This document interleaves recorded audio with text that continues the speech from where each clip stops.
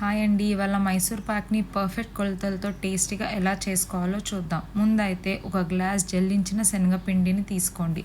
ఒక cup శనగపిండికి 2 cups of sugar వేసుకోవాలి.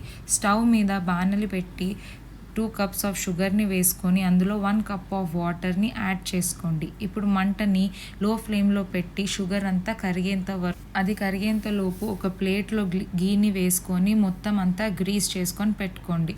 అలాగే మరో స్టవ్ మీద 2 కప్స్ ఆఫ్ ఆయిల్ని వేడి చేయండి లో ఫ్లేమ్ మీద.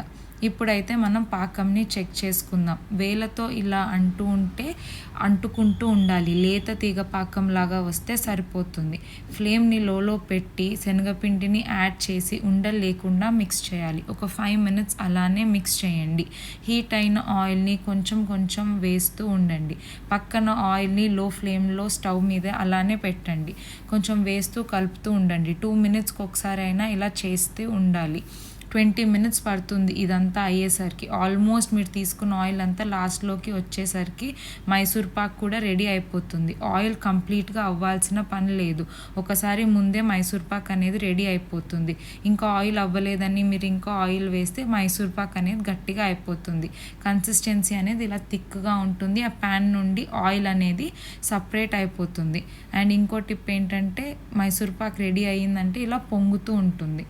అలా పొంగుతున్నప్పుడు 1/4 teaspoon of baking soda వేసి ఒకసారి మిక్స్ చేసి స్టవ్ని ఆపేయండి.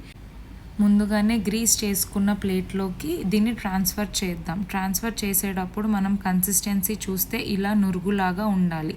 మొత్తం ప్లేట్లోకి వేసుకున్నాక పైన లైట్గా స్ప్రెడ్ చేయండి. ప్రెస్ చేస్తే లోపల ఉన్న ఎయిర్ గ్యాప్స్, బబుల్స్ అన్నీ పగిలిపోతాయి. సో గుల్లతనం అనేది రాదు.